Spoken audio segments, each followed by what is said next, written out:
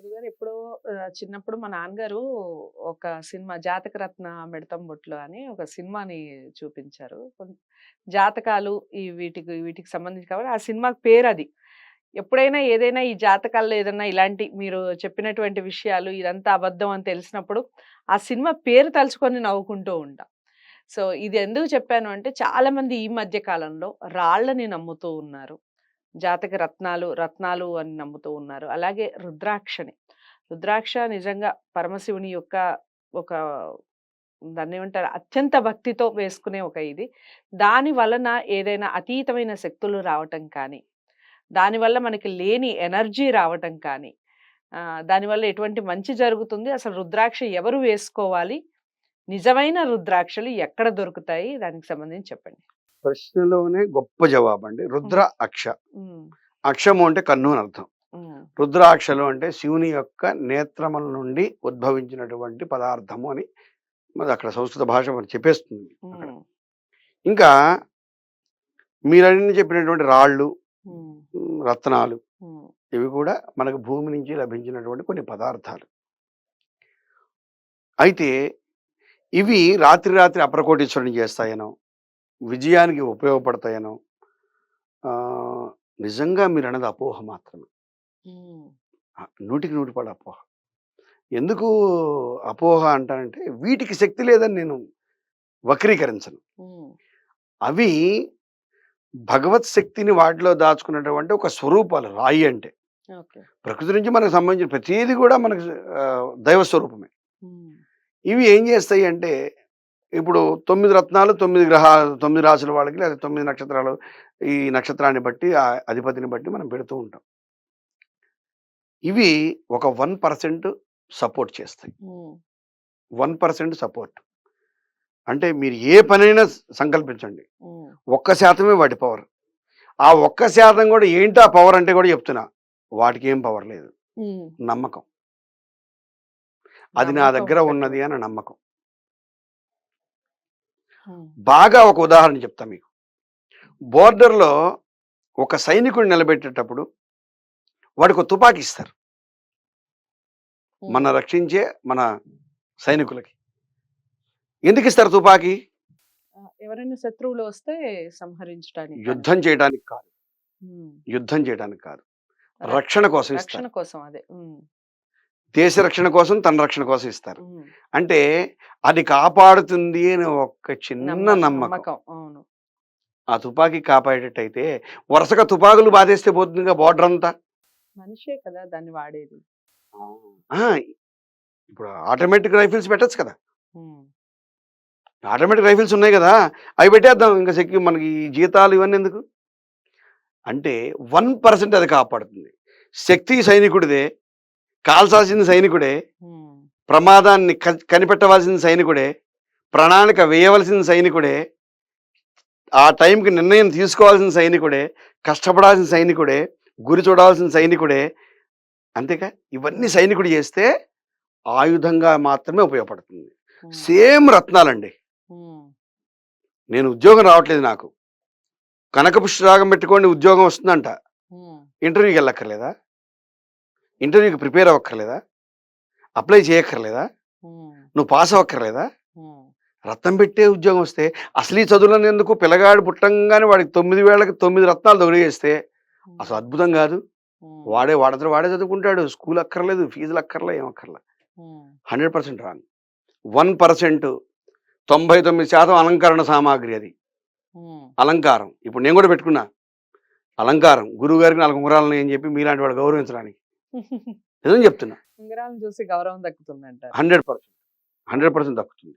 హ్మ్. ఎందుకు అంటే గురువుగారు 4 ఉంగరాలు పెట్టారంటే స్థితి బాగుంది అని అర్థం. నేనే చిరిగిపోయిన బట్టలతో చెప్పాననుకోండి, నేను రమణ మహర్షిలాగా ఇవాళ ఉన్నవాళ్ళు ఎవడు ఉపయోగపడలేదు. రమణ మహర్షి ఇవాళ తిరిగినా ఆయన పాపం రమణ మహర్షి అనుకోరు. హ్మ్. ఏమి గతిలేనోడు అనుకుంటారు. హ్మ్. ఆ రోజులు అయిపోయాయి. రమణ మహర్షి కాలం వెళ్ళిపోయింది. హ్మ్. సాయిబాబా చీనీ చీనాంబరాలు కట్టుకుంటే అవేవో కపిని వస్త్రం ధరించి అని చెప్పి చెప్తూ ఉంటారు మనకి. ఆ చిరిగిపోయిన గుడ్డలు కట్టుకుంటే పూజించే రోజులు పొయ్యాయి. ఇవాళ అలంకరణ సామాగ్రి, రత్నాలు 1% ఉపయోగపడుతుంది నమ్మకం. అది కాపాడుతుంది అని. హ్మ్. అలాగే రెండో ప్రశ్న రుద్రాక్ష మీరు. హ్మ్. చాలా మంచి ప్రశ్న. ఇవాళ ఆడవాళ్ళు, మగవాళ్ళు, పెళ్లి కాని వాళ్ళు, పెళ్ళైన వాళ్ళు, భర్త చనిపోయిన వాళ్ళు, భర్త ఉన్నవాళ్ళు ఎవడు పడితే వాడు వేసుకుంటున్నాడు రుద్రాక్ష. ఎంత దోషం అంటే హ్మ్. చాలా దోషం అది. హుహు. దానివల్ల ఎంత మీకు మంచి జరుగుతుందో నాకు తెలియదు గానీ, హ్మ్. 100కి 100 పాళ్ళు చెడు జరుగుతుంది. ఓకే. 100కి 100 పాళ్ళు. దానికి గూడా ఒక హ్మ్. విధి విధానం ఉంది. ఎవరేసుకోవాలి, ఎవరేసుకోకూడదు, ఏ సమయంలో ధరించాలి, ఏ హ్మ్. సమయంలో ధరించకూడదు, అది నిద్రపోయే పక్క మీద అది ఆనొచ్చా? హ్మ్. భార్యాభర్తలు, వివాహమైన భార్యాభర్తలు అవి ధరించి నిద్రపోవచ్చా? హ్మ్. సంసార జీవితాన్ని అనుభవించవచ్చా? చాలా ప్రశ్నలున్నాయి. రుద్రాక్ష వాడెవడో ఇచ్చాడు గదా!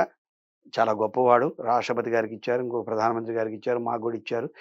ఎట్టి పరిస్థితుల్లో మనకొద్దండి. సైనికుడు గన్ పెట్టుకుంటే పర్లా. మన పక్కలో పెట్టుకోవద్దు గన్ను. హ్మ్. పేలిపోతుంది. హ్మ్. అంటే ఎవరు దేన్ని వాడాలో దాన్ని వాడాలి. హ్మ్. అలాగే రుద్రాక్షలోనే గొప్పతనం ఉంది. నిజంగా శివుని నేత్రాల నుంచి వచ్చినటువంటిది హ్మ్. కాబట్టి హ్మ్. దాన్ని పూజిద్దాం. పూజా మందిరంలో పెట్టుకుందాం. రోజు దాన్ని పూజిద్దాం. హ్మ్. అలాగే ఆ రుద్రాక్ష ఒక గ్లాసులో వేసి ఆ నీళ్లతో శివాభిషేకం చేద్దాం. రుద్రాక్ష జలంతో శివుడికి అభిషేకం చేస్తే ఐశ్వర్యం సిద్ధిస్తుంది అని చెప్తున్నారు. ఐశ్వర్యం అంటే ఓన్లీ డబ్బు కాదు. హ్మ్. పిల్లలు చదువుకుంటారు, మనకు ఉద్యోగం బాగుంటుంది, ఆరోగ్యాలు బాగుంటాయి, అన్నీ బాగుంటాయి. హ్మ్. సో రుద్రాక్ష ఎట్లా వాడదాం. కానీ మెడలో ధరిస్తే అపరకోటీశ్వరులు అయిపోతారంటే గనక ఓపెన్ ఛాలెంజ్ అండి. హ్మ్. ఓపెన్ ఛాలెంజ్ చేస్తున్నాను. నేను ఒక వ్యక్తిని చూపిస్తాను. హ్మ్. ఆ రుద్రాక్ష అతని మెడలో వేయమనండి. హ్మ్. నేను 10 సంవత్సరాలు టైం ఇస్తా. వాడిని కోటీశ్వరుని చేయమనండి. చేయలేరు. ఓకే. కాడు వాడు. హ్మ్. ఏదైనా జాతకంలో ఉండాలి యోగం. హ్మ్. వాడి అదృష్టం బావుండాలి. హ్మ్. ఈ 2 కలిసొచ్చినాడు ఆ రుద్రాక్ష వేసుకుంటే అది 1% సపోర్ట్ అవుతుంది తప్ప, రుద్రాక్ష వేసుకున్నంత మాత్రాన బాగా చదువుకుంటే ఇంత పెద్ద పెద్ద స్కూళ్ళెందుకు? హ్మ్. ఇంత పెద్ద విద్యా వ్యవస్థ ఎందుకు? హ్మ్. ఇన్నిన్ని కోచింగ్ సెంటర్‌లెందుకు? అవసరమేముంది? హ్మ్. రుద్రాక్ష ఎయ్యాలి 10థ్ క్లాస్ ఎగ్జామ్స్ పంపించేస్తే పెన్ను దానంతట అదే రాసేస్తుంది కదా! హ్మ్. మనం రాయటం అక్కర్లే. రుద్రాక్ష రాసేస్తుంది. చాలా తప్పండి. ఇదంతా 1% మనకి హ్మ్. దైవశక్తిగా ఉన్నటువంటి పదార్థాలు హ్మ్. మనకి సపోర్ట్ చేస్తాయి. ఆ! మనకు సపోర్ట్ చేస్తాయి అంతే. ఇందాక నేను ఒక వీడియోలో చెప్పాను. వర్షం పడుతోంది. గొడుగేసుకొని బయటికెళ్ళాం.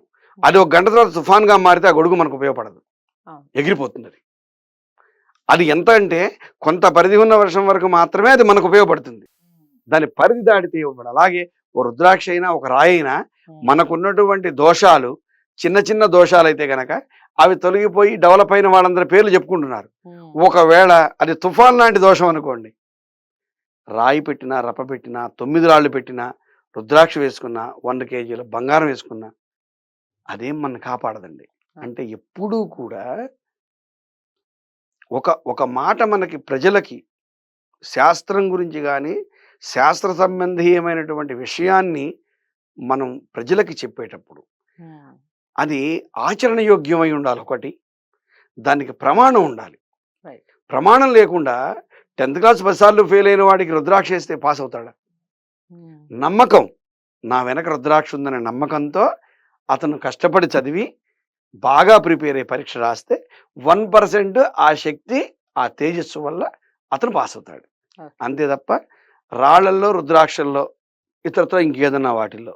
హ్మ్. ఇప్పుడు చాలా వస్తున్నాయి. వాటిల్లో మనం నమ్మినంత శక్తి లేదు అని నా అభిప్రాయం. ఉంది కొంత. హ్మ్. అది గూడా మనం కష్టపడాలి. హ్మ్. మనమే చదువుకోవాలి. మనమే పరీక్ష రాయాలి. మనమే సంపాదించాలి. మనమే హ్మ్. ఇంటర్వ్యూకెళ్ళాలి. హ్మ్. శక్తంతా మంది. హ్మ్. అది ఓన్లీ సపోర్టర్. హ్మ్. ఒక ప్రాంతం నుంచి ఒక ప్రాంతానికి పోవడానికి బండెట్లనో, కారెట్లనో, హ్మ్. ఒక స్థితి నుంచి ఇంకో స్థితికెళ్ళడానికి అదొక ఆయుధం రుద్రాక్ష. రైట్. అంతే తప్ప ఇతరత్రా దాంట్లో శక్తి ఉంటే అసలు అందరం రుద్రాక్ష వేసుకుందామండి. ఈ ఉద్యోగాలన్నీ ఇవన్నీ ఎందుకు? ఇంత కష్టపడి హ్మ్. ప్రవచనాలు చెప్పడం ఎందుకు? జ్యోతిష్యం చెప్పడం ఎందుకు? ఇవన్నీ ఎందుకు? కదా! ఓకే. ఇదిగోండి నాకు కూడా రుద్రాక్ష మాల ఉంది. హ్మ్. ఇది కూడా ఉంటుంది ఎప్పుడు మాల మెడలో. అంటే ఇది నాకు శివుని యొక్క ప్రతిరూపము రుద్రాక్ష. భక్తిభావం. దాన్ని స్వర్ణంలో వేసుకున్న నాకు శక్తి ఉంది కాబట్టి అంతే. దీనివల్ల డెవలప్‌మెంట్ ఉంటుంది అంటే ఖచ్చితంగా హ్మ్. అది అపోహ మాత్రమే. చాలా చక్కటి వివరణ ఇచ్చారు. ఒక సినిమాలో ఆహ్, నా రాజేంద్ర ప్రసాద్ గారు అనుకుంటాను గురువుగారు. 'ఆ నలుగురు' మూవీ అనుకుంటాను. మీరందరూ ఒకసారి వాచ్ చేయండి. ఆ మూవీలో ఆయన ఒక ఎడిటర్ ఉంటారు. చీఫ్ ఎడిటర్ ఉంటారు. ఆయన దగ్గరికి రాశిఫలాలు తీసుకొని రాశిఫలాలు వేయండి అనొస్తే, కష్టే ఫలి అంటారు. రాసే ఫలి అని ఎక్కడ అనరు. నేను వెయ్యను అని చెప్తారు. నూటికి నూరు పాళ్ళమ్మ. నూటికి పేపర్‌లో నూరు వెయ్యను పాళ్ళు. అని చెప్తారు. నూరు పాళ్ళు. మీరు చెప్తూ ఉంటే నాకు అదే గుర్తొచ్చింది. సో, చాలా ఇంట్రెస్టింగ్. కొంతమంది నమ్మకాన్ని ఎక్కువగా పెట్టుబడి పెట్టి, దానివల్ల లక్షలు సంపాదించాలి అన్న దురుద్దేశంతో ఈ మధ్య కాలంలో చాలా వరకు ఇలాంటివి పెరిగిపోతూ ఉన్నాయి. దానికి తార్కాణమే ఇప్పుడు గురువుగారు చెప్పినటువంటి ఎగ్జాంపుల్స్ ఏవైతే ఉన్నాయో అవన్నీ కూడా. అందుకని ఈ వీడియోస్, ఇలాంటి వీడియోస్ అందరికీ చేరువ చేయండి లైక్ చేసి. ఇంకా డౌట్స్ ఏమన్నా ఉంటే ఖచ్చితంగా కామెంట్ బాక్స్‌లో తెలియచేయండి. అలాగే గురువుగారిని కలవాలి అనుకుంటే స్క్రీన్ మీద కనపడే నెంబర్‌కి కాల్ చేయండి. మరో మంచి వీడియోతో మళ్ళీ వచ్చే ప్రయత్నం చేస్తాను. తప్పకుండా ప్రతి వీడియోని కూడా ఫస్ట్ నుంచి లాస్ట్ వరకు వాచ్ చేయండి. అయితేనే విషయం బోధపడుతుంది. నమస్తే.